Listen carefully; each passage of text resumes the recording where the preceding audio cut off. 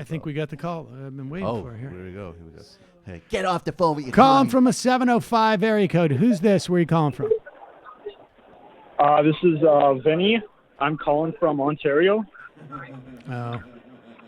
What's up? Yeah. So, can you guys hear me? Yeah? Can you guys hear me? Yeah, I can. What's up? Okay. Sorry. Yeah. So. It is you. Okay, about the good. Green New Deal. I hear you guys. Talk a lot about that. There are lots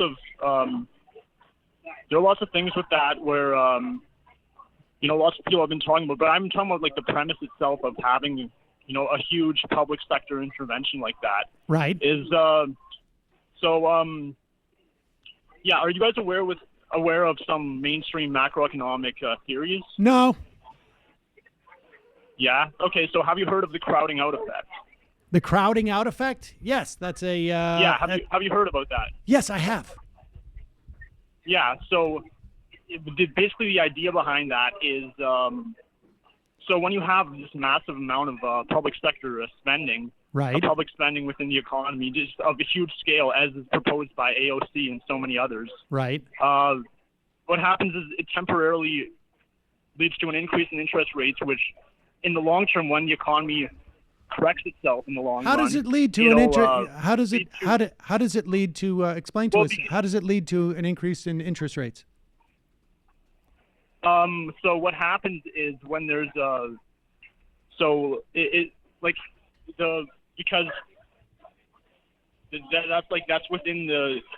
that's within the models you work with. Whenever there's an increase in investment.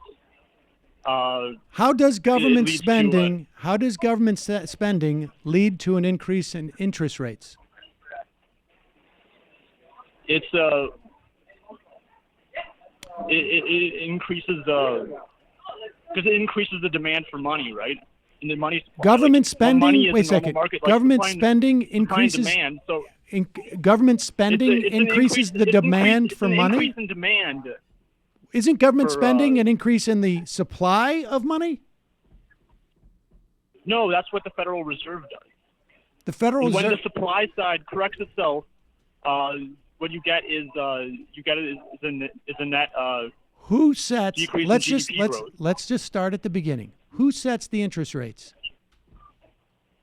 The Federal Reserve policy, open market operations does that. Right, that's correct. And so. For instance, when we had that massive $700 billion stimulus, how high did interest rates jump in this country? Well, that was during a period of quantitative easing. Do you know what quantitative easing is? The quantitative easing came afterwards, but yes, I do know what quantitative easing is. That's actually even more money being pumped into the economy. Yeah, so in what how high did the interest rates go then? The stimulus package didn't create a rise in interest rates because quantitative easing was a thing. But so wait a second, you're telling me you don't have that kind of so wait a second from the Federal Reserve. Hold on, Professor. Since you're giving us a macroeconomics class here, so you're telling me that when the government spends $700 billion, if the Fed basically creates another $1 trillion, as they did in the quantitative easing 1 and 2, then that's what keeps interest rates low. But if the government spends $700 billion and you don't create another $1 trillion, then interest rates go up because the Fed decides what? They're going to increase the money supply, which sort of creates an equilibrium. So when the government spends, so you're telling me that when the government, hold on, Professor, I have a question. I'm raising my hand here. So you're telling me that when the government spends, the Fed decides to increase the money supply beyond even what the government's choosing to spend? Or are you saying that's the same thing? So if I'm saying the Federal Reserve, it reacts to government policy in many ways. Yes, that's it. Yes, it does. And so in the case of quantitative easing, it wasn't just in reaction to the government stimulus policy, but it was also just to increase the money supply in general. Right. Why did they do that? You needed money. more money pumped into the economy after the Well, crash they of gave it 2008. to the banks, right? So the government spent money. But the Fed makes the decision on the money supply, and you realize that when they increase the interest rates, that's because they're trying to tighten the money supply, right? So you're saying, what you're arguing is, if government spends all this money, the Fed is going to need to tighten the monetary supply, and therefore will increase the price of money, which is interest rates. Is that what your argument is? Okay, well, the interest rate thing was only half the equation. So All right, what did you do to your phone? The interest rate thing is a big government program like that. All else being equal, so without quantitative easing, that would lead to a temporary rise in interest rates, and then in the long run, when the economy corrects itself, it would be at a lower rate of GDP growth. So that's the idea behind the crowding out effect. And that's why you see, like in Europe right now, they still have to do quantitative easing because their economies are so. Well, part of the problem was that they practiced austerity instead of stimulating the economy like we did. But so your argument is what? So the crowding out effect happens, and then what? So the Green New Deal would accelerate that. Would accelerate. That's my argument. Would accelerate the crowding out effect, and when the crowding out effect happens, what happens? GDP growth declines. GDP growth declines, and then what? Yeah, and then that's a bad situation. That's what I'm warning against. What happens in a bad situation? Well, there's no economic growth, or economic growth is so minuscule that it has. Yes, but I'm saying what – what happens in a bad situation? What does that mean? Does that mean that people don't have jobs? Is that what you're arguing? Yeah. The creation of more jobs is part of the equation. The creation of more jobs under a Green New Deal is going to create less jobs. Is that the argument? Well, I mean, most of those jobs are going to be contract jobs, and contract jobs. What does that mean? That you're going to be contracted to do a job? With these it's a project based system when you have that. So let's say you as opposed to what jobs are you aware of? You mean as opposed to like a service industry job? Is that what you're saying? No, it'd just be projects. Projects. So it would be infrastructure investment, things that would create economic activity. In other words, right? Like people aren't just going to be hired to dig a ditch and fill it up again. They're going to build something that is going to be used in a productive manner, correct? Well, if you do a cost-benefit analysis on that, I assume, I'm also saying if you do a project like this, it needs to actually meet an actual need that needs to happen. It needs to be realistic. The idea that by 2030 we're going to completely phase out all petroleum, all nuclear energy, and we're going to replace it with something. What happens if by 20? What happens if we attempt to phase it all out by 2030, and all we do is phase out 85% of it? I mean, it would be interesting to see that scenario, but even that is way too ambitious. 85%. What do you think of what's the proper ambition that we should have in terms of this climate crisis? Well, I think. Okay, so in macroeconomics. Well, don't tell me about macroeconomics. Give me a percentage. Every lesson of history tells us that number one lesson that comes out of it is you cannot underestimate humans' ability to innovate to meet their needs to keep on surviving. You can't underestimate. You never underestimate that. Hold on.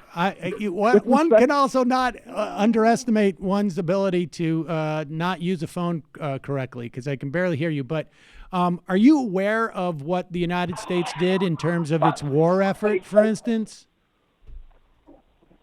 Yeah, I'm aware of that. You are. So you know the figures in terms of how much of our GDP we were able to, within the course of 9 months, dedicate to basically building machinery for a war. Yeah. Well, what was that number? 40. It's about 45%. Professor.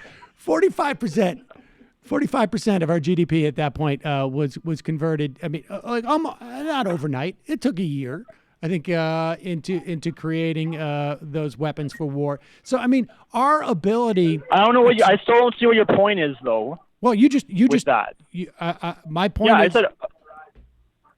Do you want me to tell you? Yeah. Just tell me. You say it's too ambitious by 2030 to hit even 85% of those benchmarks, and I'm telling you that what we did in gearing up for World War II, in many respects, dwarfs what we're talking about now.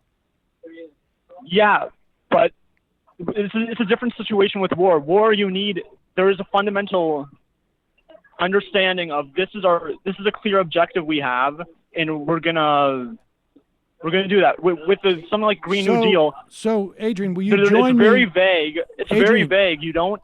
Well, no, it's not vague. I mean, you were able to tell me right away that you thought it was too ambitious, and you were very explicit on what goal you thought was explicit. It's very clear, isn't it? Well, I mean, I'm not saying it's not ambitious, but the consequences of it. I'm not saying it's too ambitious to be done, but the consequences of it. Oh, you did say it was too ambitious to be done, but go ahead. Like, let's say you create all these. Okay, so you're able to get on that complete. Let's say you are able to get that 85% target. Okay. In that situation, there's questions to be had. Would that be able to? First of all, would that be sustainable? What kind of jobs would emerge as a result of that? This huge government intervention, what effect would that have on the private sector? I assume it wouldn't be positive. Well, you assume that, but you'd be pretty positive if you owned a solar panel production factory. If you owned a windmill factory, it would be pretty productive. If you did not have to pay the extraordinary amount of money that is involved in the healthcare because of the burning of fossil fuels, it would be productive in all of the huge amount of savings that you would save relative to what we anticipate the cost of further global warming will be. You could save money on your military expenditures because of the destabilization of the planet that would not take place. There's so many it would issues, create though, jobs in tech. There's so many questions. We can't even. Yes, there's so many questions. We don't know. There's so many of questions all about the viability when you and contemplate the sustainability of Adrian. Using that. I don't know what you mean by viability. The wind is going to be there. The sun is still going to be there. Yeah. It's unreliable. Well, no, it's not. Actually, you should do a little more research now that you've finished your economics studies into the viability of things like solar and wind and other renewables. Plus, when you think of all the incredible technology that just came out of our pursuing going to the moon, and how many technologies that emanated out from that, all the questions are, we don't even know all the incredible amount of benefits that are going to come from it. We do know the costs now of not doing it. And you're just proving my point from before that you can't underestimate humans, the markets, the private sector's ability